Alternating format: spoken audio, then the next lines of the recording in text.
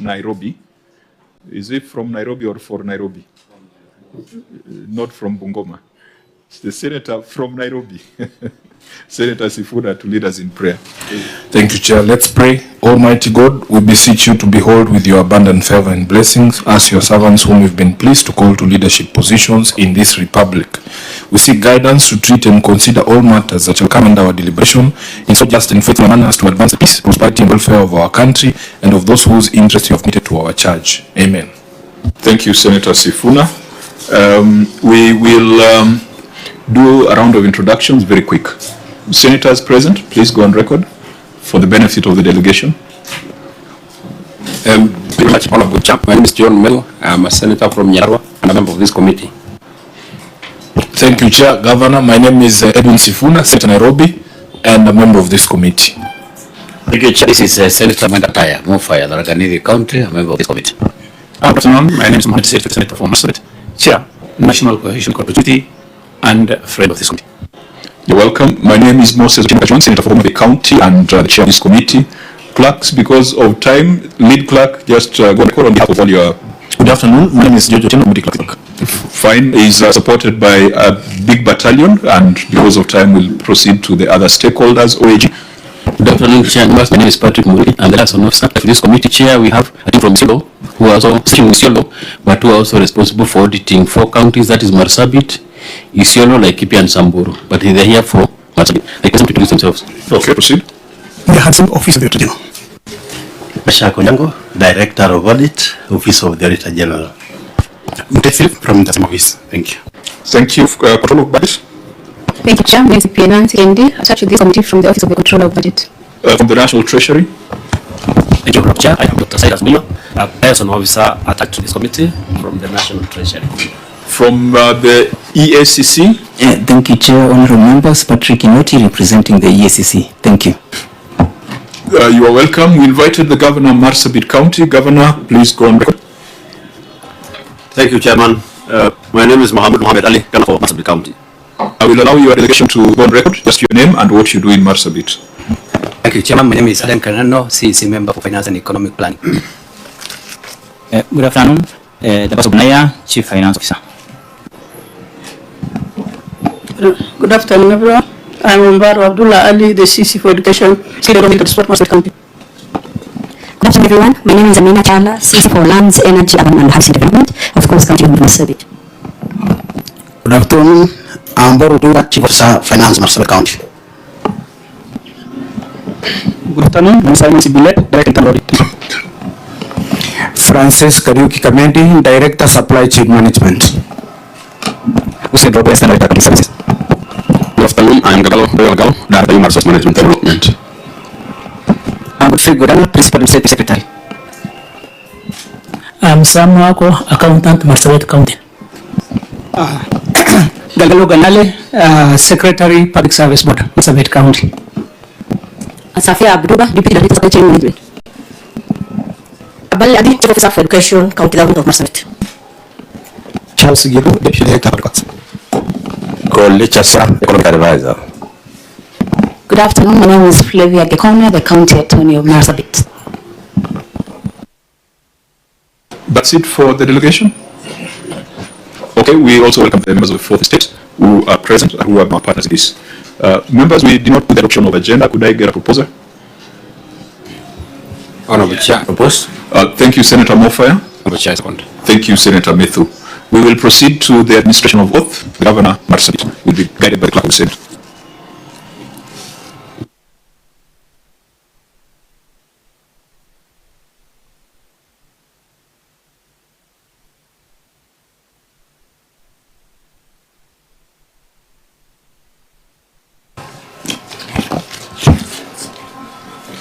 I, Mohammed Ali, do solemnly swear that the evidence that I shall give before this committee in respect of the matters before the committee shall be the truth, the whole truth, and nothing but the truth. So help me God.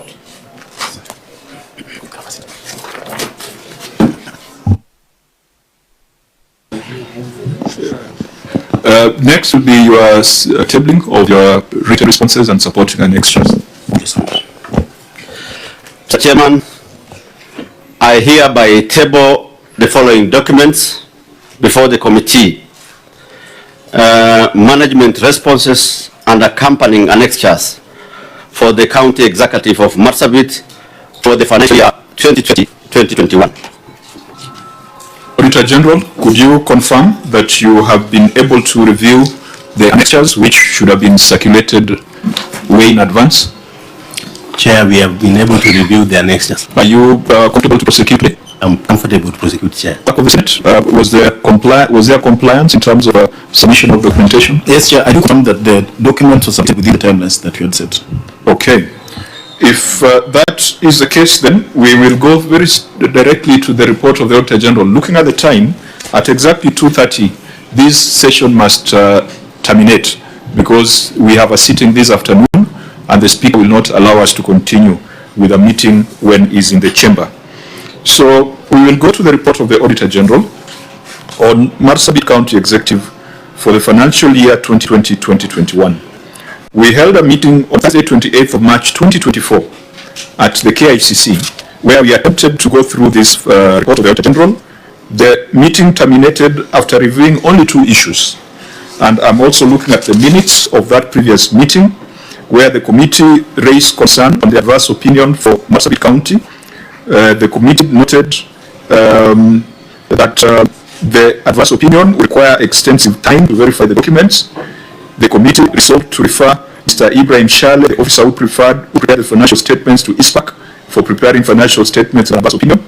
The committee directed the county to ensure they submit relevant and certified documents to the OAG, and the committee resolved to defer consideration of the report. Last page.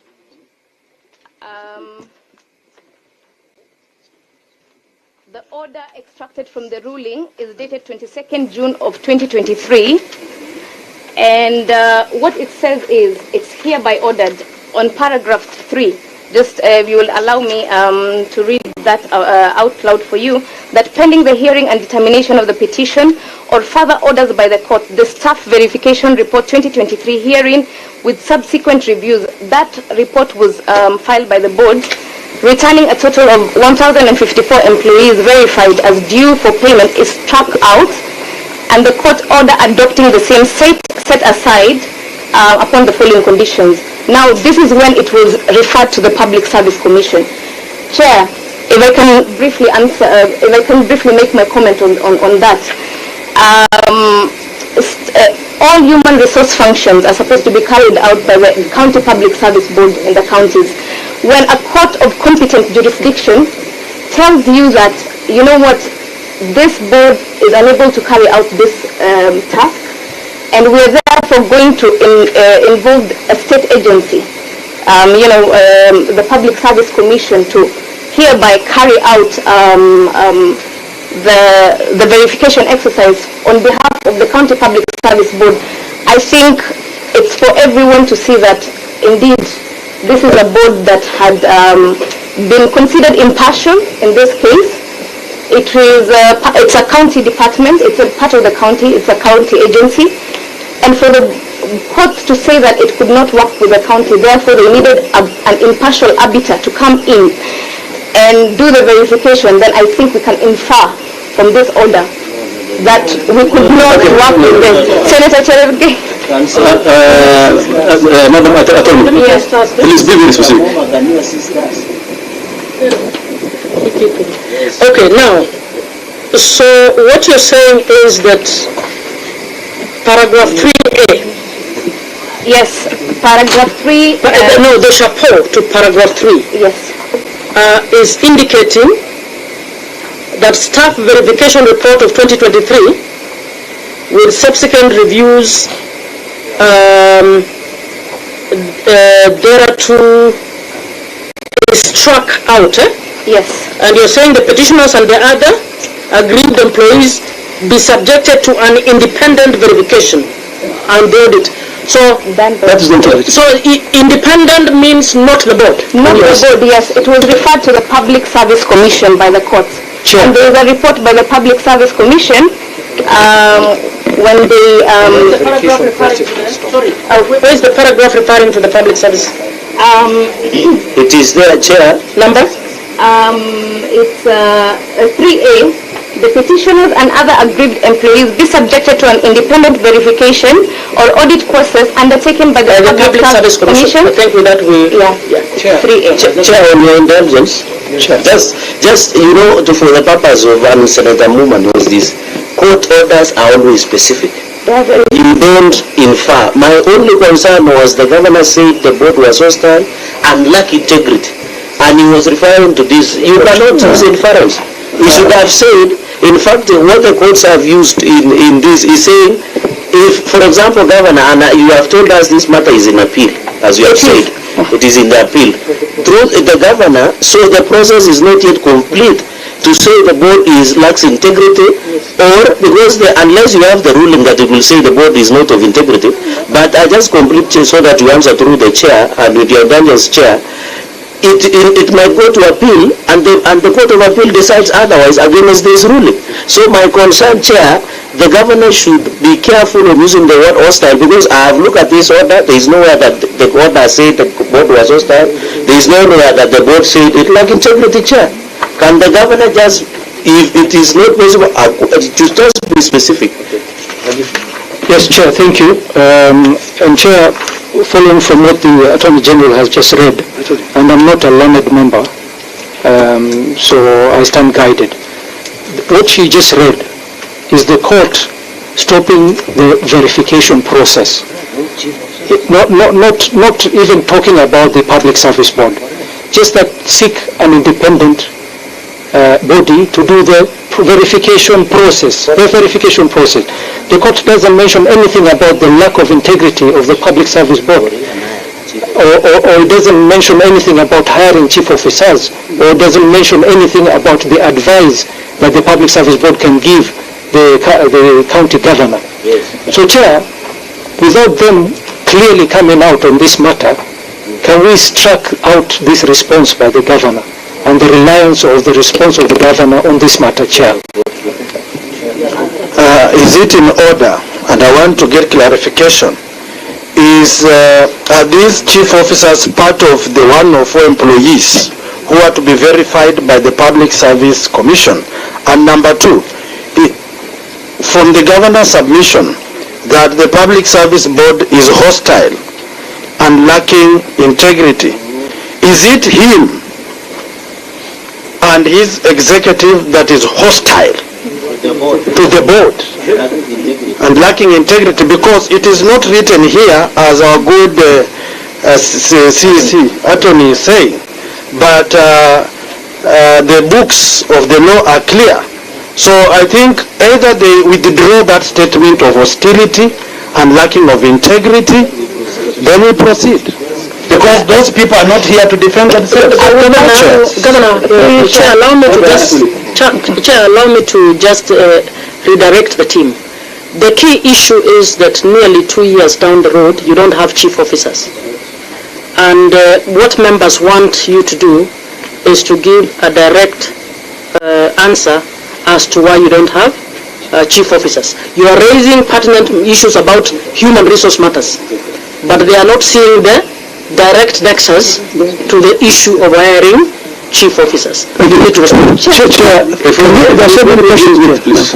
Let's finish. Yes, Chair, so that we get out of the legal context, because seemingly the lawyers are taking over.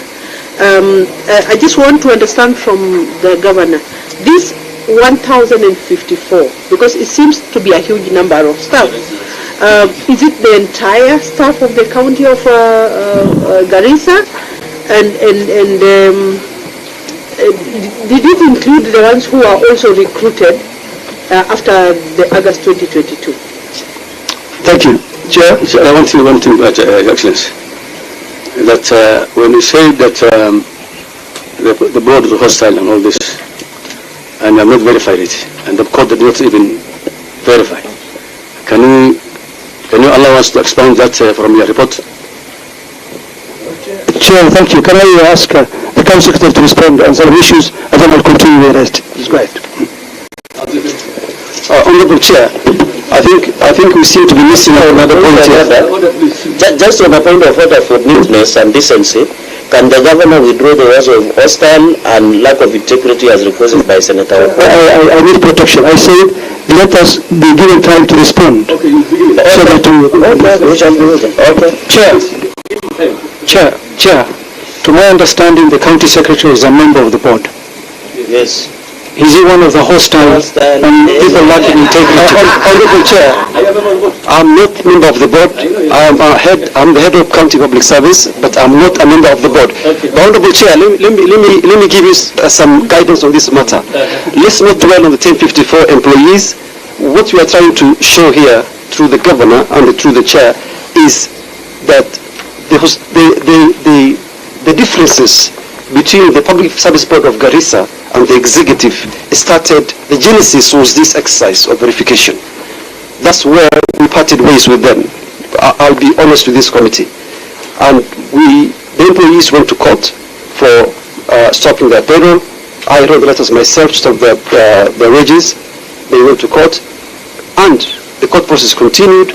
The board, in the court case, you can see that the first respondent, but unfortunately, they are not respondents. Even the honorable judge at one time asked them, are you part of the petitioners or you're part of the government? Because they were siding, their lawyers and everybody who said, they even cited me and the governor for contempt, the board themselves. And continue. The court of the bill, the bill you're making, was for the entire employees or it's only for county secretaries? Sorry, the county chief officers. Honorable Chair, this has nothing to do with chief officers. These are just a civil servants. These are civil servants who are employed irregularly by the Public Service Board of Garissa, who, when they engaged by the public service, found these people to have been drawing money from Garissa County payroll irregularly. So, the ruling means that it is not a matter of the chief officers, but the employees. The 1054 is, the ruling is part of employees, but what we're trying to bring across here, Chair, is that the board and the executive parted ways with this case. And since then, the board has been siding with the petitioners who are the employees who they recruited illegally. Unfortunately, it's the Secretary. Yes, sir. You know, we are discussing issues to do with chief officers. Yes. But the court matter is actually employees in totality. Yes. Also. But it was not specifically on the chief officers. No. Here we are dwelling on the Public Service Board of Garissa and why would not recruit chief officers up to now. Chair, if I can interject, Chair. Can the apologies? I thought the county secretary sits in the meetings of the Public Service Board. Yeah. If he doesn't, can I also get clarification from him as the county secretary? Who recruited you? Is it the same board we're talking about? No, sorry, through the chair, the board doesn't recruit. The county secretary is the head of the county public service. So he's an appointee of the governor. There's a selection panel that the governor appoints to interview and shortlist, and then they pass to the assembly for appointment. Sorry. Chair, please, when you ask so many questions, the governor has to answer it. Chair, when the county secretary tells us not to dwell with 1,054 who are mentioned by the court ruling, it's a document they have presented before the committee, and so we will query the contents of what you have presented. Okay, no problem. Through you, Chair, if I may just come in, I would like to first submit to this committee that this order that was extracted from the ruling annexed does not stand alone. After this order, verification exercises was done by the Public Service Board. There is a report to that effect.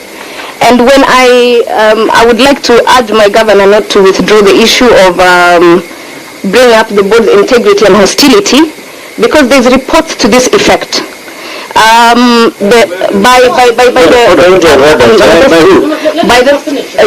the State Department for Public Service. The report is annexed. Actually, number 2. There is a report by the Department for Public Service that was done. That is Annex 2. 2022. And if I may just take you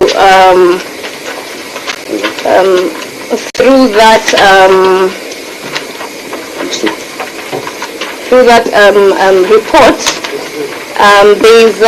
there are key recommendations and key observations that were made. There were observations made both in the report by the Department for Public Service and the report by the State Department. If I may ask. The key recommendations. Madam. Sorry. I'm asking the guys who are giving the report, is it for the Public Service Commission of the national one or the office? Yeah, it's the national one. Okay. The two national bodies who have given reports. The first one by the State Department for Public Service. And if we go to page 49 of that report by the State Department for Public Service, key recommendations number 3 says the County Public Service Board is the body responsible for HR management and appointments for the County Public Service as provided for in the law. The executive, having sought information regarding irregularities from the County Public Service Board on recruitment, selection, promotions and exit of staff, and having noted oversight on the part of the County Public Service Board, it is recommended, this is the State Department for Public Service recommending to the county, that the CPSB, the County Public Service Board, be held accountable and responsible for the anomalies in HR management during the period September 2017-2022. That is my first submission. If we go to the Public Service Commission report, County Secretary, which the annexure is number 4, the report by the Public Service Commission. If we go to that report, Bwana Chair, there was key observations made by the Public Service Commission, and part of the observations, that is page 21 of 295 of the Public Service Commission report. Just but to read a few, there are many, but number A, page 21 of 295, these are the observations and conclusions of the Public Service Commission. It says there is general poor management of human resource in the county government. I think from that it's clear that what they're trying to say. I don't want anyone to say, before Mr. Cherargei treats me like an opposing counsel, I seek your protection here. There is also number D that says there is strained working relationship between the county executive and the CPSB, which adversely affects the management of human resource. They also say that there is a point where the Public Service Commission says that the CPSB, in itself, the board was split. There was poor communication and lack of unity between the board members, to the point that the Public Service Commission was unable to do this audit because of the lack of connection, unity, and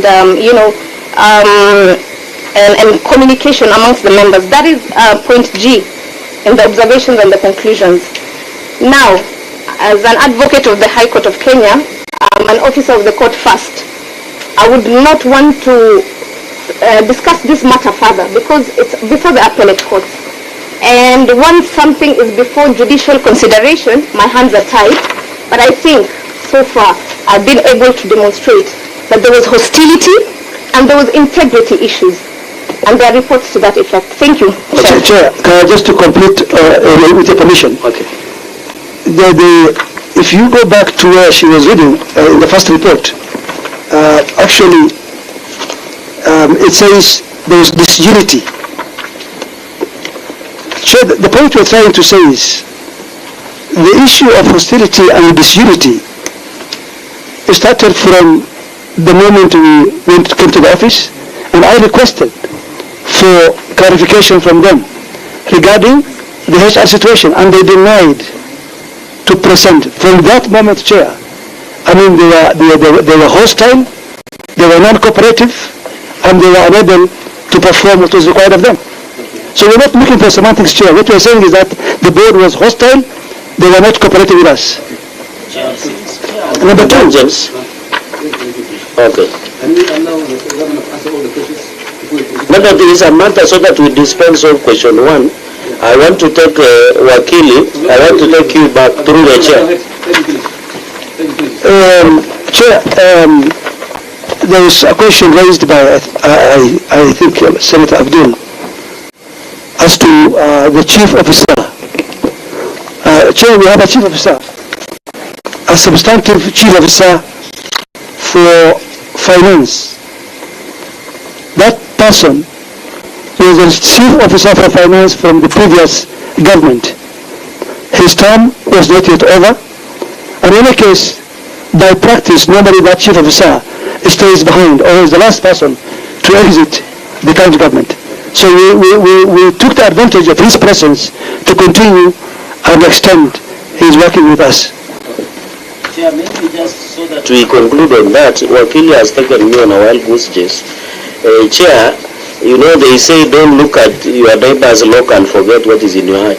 When we look at recommendation number 4, the officers including the county secretary, chief officers, directors and human resource management in charge of payroll who are involved in the process of recruitment, selection, promotions and retention of staff beyond retirement age without written delegated authority from the County Public Service Board be held responsible and accountable for their actions. Number 5, let me just... Okay, let me respond. Oh, you want me to take you to annex? It is annex number 2 in your bundle of documentation. No, let me finish. I'm not finished, yes. Okay. So number 5, page 49 on the report by National Public Service Commission. Then salaries and benefits for all officers who are found to have been irregularly appointed is stopped pending deliberations of their cases by the courts. See, court and determination. So it is not court alone and determination by the County Public Service Board according to the County Governments Act of 2012. So this thing does not only involve CPSB, and I want to request Chair so that I conclude that question. On 27 February, in your bundle of documents, the County Secretary and Head of County Public Service, Mohammed H. Mursal, on 27 2023, you wrote a letter to Garissa County Public Service Board. You said, further to my letter CGSRHM Volume 1, dated 20th February 2023, this is to notify you that the Governor has requested to be given more time to review the portfolio submitted earlier. Therefore, the advert schedule for this week should be postponed until I receive further instructions from the Governor, which I promptly convey. In your advice, so that I conclude, there is an advisory board and this is a bundle of your document, from Garissa County Public Service Board to Governor, Garissa County Government on August 21st, 2023, recruitment of chief officers. And I'll just go to the last paragraph. In fact, the board does not appear hostile. It says in conclusion, so that members, I hope you can see that letter, members. In sum, to the chair, it is our humble and considered advice that you submit the portfolio changes to commence the process leading to the appointment of chief officers from the Garissa County Government. And it is signed on behalf by Chairperson of County Public Service Ebla Orba Sahal from Garissa County. From the reading of this letter, Governor, this board does not appear hostile. Because there are even... No, I'm using the letters kindly. Can I finish? You have been given time. Okay. Chair, from the conclusion of this letter, this board does not appear disrespectful, hostile, non-cooperative to the Governor. And it is your document. Okay. Chair, correct? Chair, I once again I request for the reports to be read in totality. Taking one piece of paper and reading it separately will not help us. This is a huge matter, Chair, which now is in appellate court. When I stopped that particular recruitment or advertisement, it was because of some serious allegations and serious, bent from the board, which could not actually allow me to continue engaging them. That's why actually we got the report from the DPM, and for that matter, the matter was proceeding from one court to another, to to the extent, even at one moment, actually, they were taking us to the court. They were actually, the board, or the chairperson for that matter, was actually had an issue with me personally. Now, when you have such a working relationship, there's no way it can work well, Chair. But what I want to say, Chair, is one thing. And I wanted to answer Senator Jerigay, through you, Chair. What I want to say is as follows. This matter, which Senator Jerigay has raised on directors and what, these were all the irregularities committed by the same board we're talking about. We are not there. Who caused these irregularities? That's what I'm saying. If Senator Jerigay could, for that matter, through you, Chair, if he can go through the whole process, and probably, we look at the matter again, it will be better. Because who caused these irregularities that are being raised by both DPM and by the Public Service Commission? I was not there. Chair. Right? Yes. Chair, I will allow the Council to add something. Please go ahead. Through Honourable Chair, I'd like also to clarify that the hostilities between the executive and the board was so bad that our Honourable Senator intervened in December 2022. And we had lunch with him, the board, the governor, myself, in his house. He invited us for lunch to reconcile. We attempted to reconcile. We went back to the Labour Court. We asked the board to be given the opportunity to verify these employees. They botched the exercise. They used that to cover themselves. And in our replying affidavit to the report that they filed with the Labour Court, we dismantled that report. And that's why the ruling is here that struck out that report. So the hostilities were so bad that even our Honourable Senator intervened and tried to reconcile, but it never worked. Okay, one simple question. Since the court case started, was there any recruitment of any order, of anybody employed by the county? Since the time of court. I'm saying, let me go over court. I'm saying since the court case started, was there any recruitment in the county? Chair, yes, we recruited the Public Service Board CEO or Secretary, because there was none there before. So again, through the proper channel, through the Assembly, we appointed or employed the Secretary to the Board, which was a vacant position for quite some time. Other board members are still there? Yes. Is the board fully constituted? Okay. Order. I think let's go in sequence, Madam.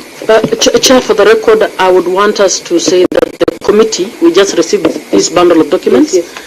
And our staff need to read through clearly and to guide us on this issue.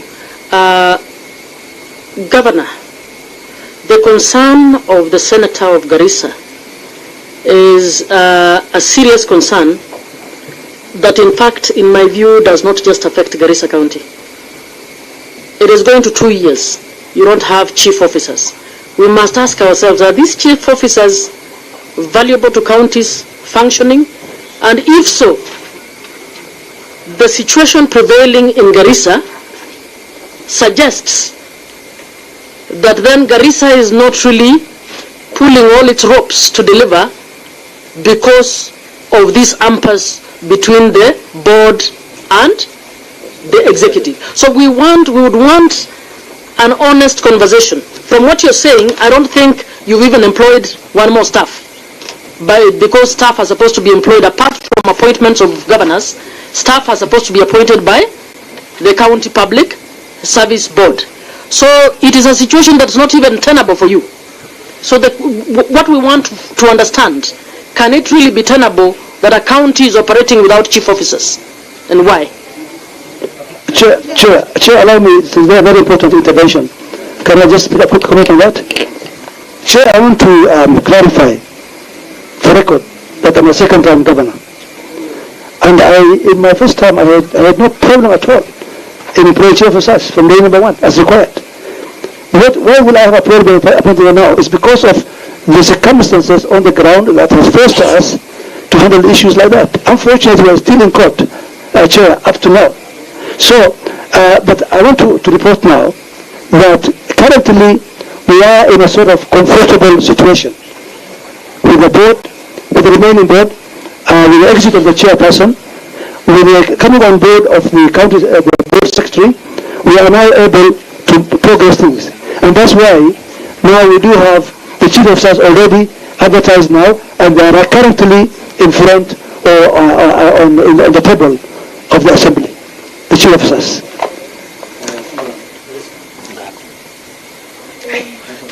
Chair, I just wanted us to note that, and I think the Vice Chair has noted, that these huge documents really, the Governor and his team cannot expect the committee to do justice to for their response with these kind of voluminous documents. Chair, when the lady, the legal person was going through page 21 of 295, I noted that the county executive was also not exonerated of issues, because in that page it's written that there is very poor record keeping by both the county executive and the county public service board. My imagination is that the report by the public service, the National Public Service Commission, and also by the courts, have found both groups, the county public service board and the county government, the county executive, culpable of a lot of issues if we go through these reports. So the county executive has also not been exonerated. One thing I want to bring to attention, the government people are talking about is not the incumbent one. I think it is the previous one. The previous government, of the current government. A government is a... And is exist in perpetuity. Okay. Yes. Yes. It does. It exists in perpetuity. Before Jonga allows, can I just finish my... Let him, because he has just come, let him. Oh, to go on record. Okay. I just... Chair, my name is Senator Nyonka, Kisii County, and a member of this committee. Yeah. I don't know whether I should ask my question or allow Honorable Cherargei to come in, and then after that I'll pick it from there. Will take too long, so ask the question. Thank you. Chair, my sound, you can get me? Yeah, we can hear you. I would like to agree and disagree with my colleagues. Even when government is in perpetuity, Chair, you can see right now, every single day you hear how our brothers from the KK Alliance are saying how Uhuru messed up stuff. So legally, I leave that on the side. Chair, it is simply a logical argument. If your argument is logical on the left, it must be logical on the right. It can't be halfway through. The second issue I wanted to ask, Chair, I've looked at the document on what the court ruled. And after the court ruled, and this question goes directly to His Excellency the Governor, what happened after that? In other words, did they give you the permission to continue and employ, or did you find, what stopped you from continuing since you won the case? As is clarified, Chair, the case, they appealed. Yes. So actually the matter is still in the appellate court, but what has happened, as I said earlier, is that we are now in a bit of a sober situation. Oh no, we have not reached there. So if they appealed, what were the orders given by that court that made them appeal? All right, let me allow Attorney to come on board, please. Thank you. Through you, Chair, Honorable Senator. The courts, what happened, what they're exactly appealing is the report that was filed by the Public Service Commission. Yes. The aggrieved employees were not happy with the outcome of the report that was tabled to the Employment and Labor Relations Court by the Public Service Commission. Now, what this court said when they filed an application is that the court hereby finds that the report filed by the Public Service Commission was fair and was sound, because it gave everyone the opportunity to be heard, and the audit process was undertaken the way it was supposed to. Now we are at the Court of Appeal on that same issue. Yeah. Okay, thank you, Chair. just Governor, under Article 226 of the Constitution, 1B, the law provides for designation of accounting officers. The reading of Section 148, 140.